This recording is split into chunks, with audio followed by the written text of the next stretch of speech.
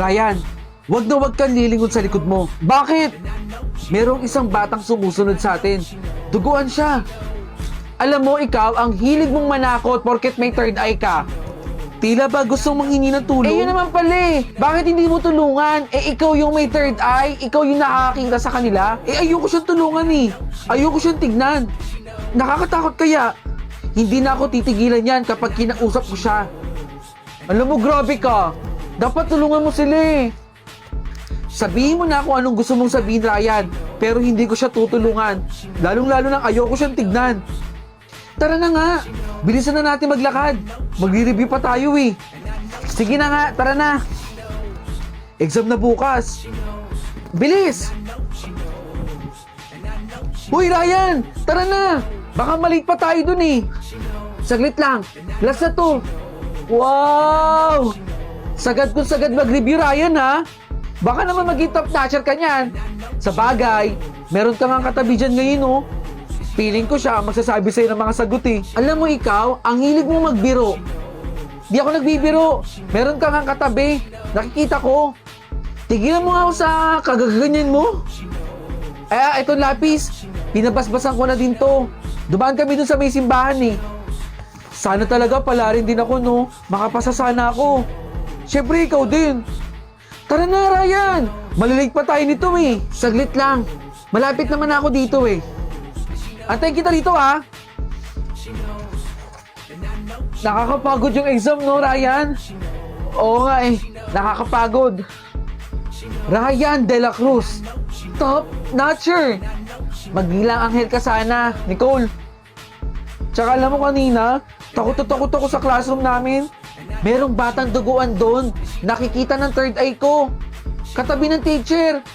Kaya nga hindi ako makatingin sa teacher namin kanina eh. Feeling ko kasi susundan ako ng batang yun eh. Kaya ayoko na talaga magka-third eye eh. Teka, yung wallet ko. Anong wallet?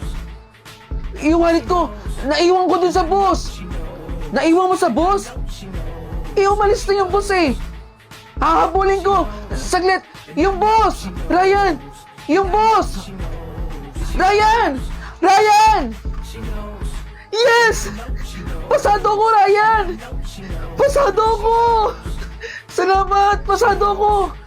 Teka, hanapin natin yung pangalan mo. Sige.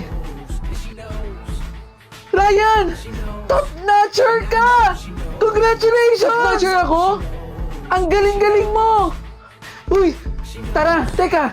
Samahan mo ako sa bahay. Sa inyo? Sabihin natin ito kila mama. Tara! Bilis! Ryan! Bakit naman ang liwa-liwanag dito? Tsaka ang dami nagsusugal dito oh. Asa ba si mama? Ang dami kasing tao dito eh. Nicole, bakit ba ang liwanag dito? Ryan, di ba sinabi ko naman sa'yo na may third eye ako? Oo, may third eye ka nga. Hindi ka nakaligtas kahapon sa aksidente. Silipin mo.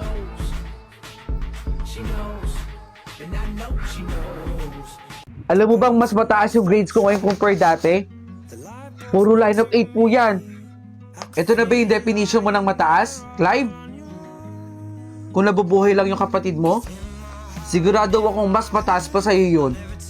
Eh nag-aaral kasi talaga mabuti yun eh. Ikaw kasi hindi kita nakikita kung talaga ba nag-aaral ka rito. 88? 87? Okay na siguro to. Opo ma, mataas na po yan. Oh. Ano pa gusto mo sabihin ko? Congrats? Eh di congrats, Clive. Pag-usaya mo pa ha. Gusto ko yung mas mataas pa katulad dun sa kapatid mo. Okay?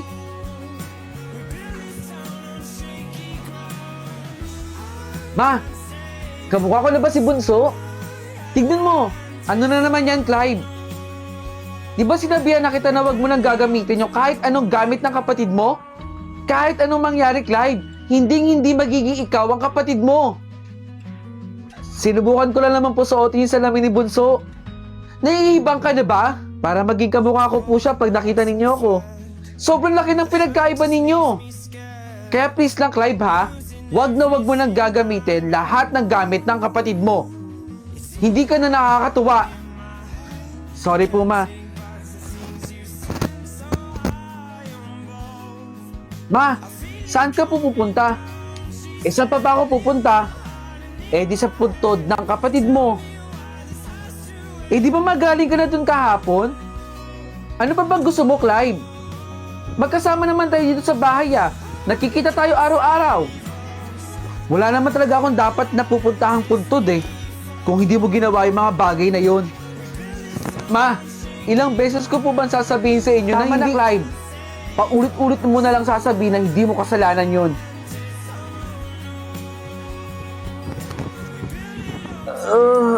Good morning, Ma. Clive, suot mo na naman yung pantulog ng kapatid mo. Wala ka na bang damit? Wala na po kasi akong masuot, Ma. Pilit mong pinapaalala sa akin lahat ng mga nangyari noon. Sobrang laki ng pagkakaiba ninyo. Magaling yung kapatid mo. Matalino. At masipag. Ayoko sanang hilingin to, eh. Eh, paano kung ikaw sana yung nawala? Ikaw ang may kasalanan.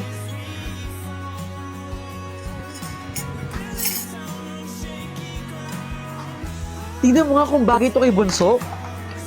Regalo ko sa kanya to, eh. Ang taas kasi ng grades niya, eh. Deserve na itong regalo na to. Feeling ko bagay kay Bunso to, eh. Ang ganda, di ba? Sigurado akong bagay yan kay Bunso, Ma. Nasaan po yung akin? Yung sa'yo, Clive. Tsaka na muna, ha. Si Bunso muna. Basta re-regaluhan din kita. Excited na akong makita ni Bunso to. Andiyan na ba si Bunso? Itatago ko muna sa kwarto niya, ha. Bunso! Dito! May masarap na pagkain dito! Tumawid ka na! Bilis! Sige, kuya! Tatawid na ako! Isa nga po. Ay, dalawa po. Hala! Kawawa naman yung Bunso! Bata! Bunso!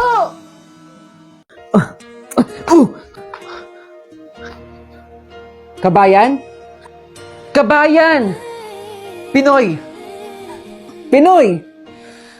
Ako pala si Bok. Clyde, ang pogi na pangalan mo, ha? Ay, akin na. Tulungan kita. Oh, salamat. Hello po, Tito Bok. Nandito na po pala kayo. Pamangkin. Si Yumi. Pinoy ang tatay niyan. Kaso, mas piniling maging adik at basugalero. Kaya iniwan niya yung mag-ina niya rito. Hello po. Tara na. Pumasok muna tayo dito. Tara na, pamangkin. Sige po, Tito Bok. Excited na akong kumain.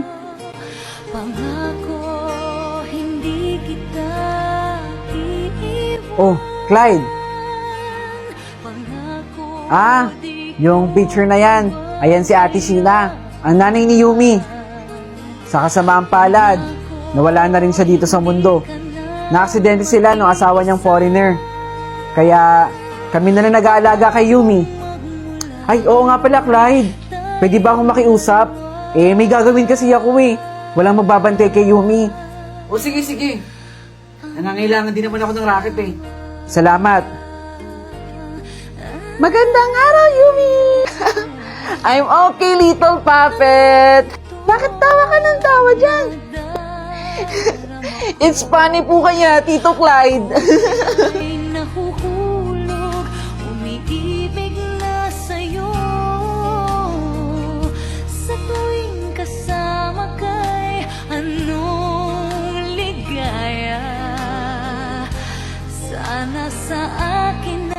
Tito Clyde, ikaw na po yung new best friend ko. Salamat, best friend. Wow! Dollhouse! Gusto mo ng dollhouse? Tito Clyde, akin na lang po ito. Bago ko ibigay sa iyo yan,